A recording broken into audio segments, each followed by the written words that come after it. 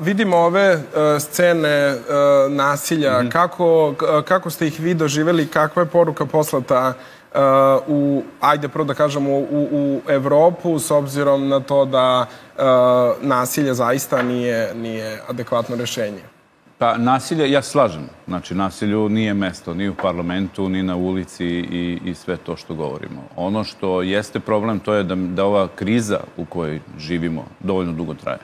I kada gospodin kaže da su ispunjena sva 4 uslova, 4. su se i fakulteti složili da su ispunjeni. Prva 3, juče je bilo vrlo jak, dobar izveštaj koji je objavljen javno, tako, ekspertske grupe, koji je zaključio da ona prva 3 nisu ispunjena. Tako da mi sad možemo da debatujemo jeste ili nije. Dokumentacija fali.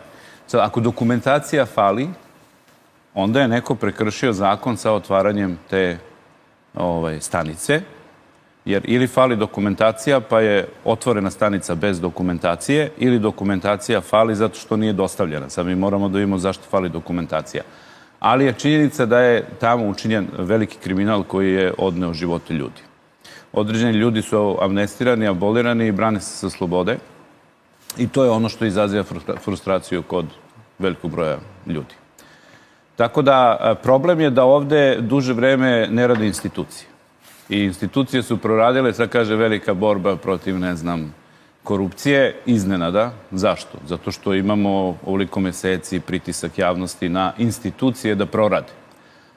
A moje pitanje je ko je zabranio institucijama da rade? Zašto institucije nisu radile svoj posao? Pomožete mi, šta čekali su 4 godine za određene slučajeve da skupe dokaze?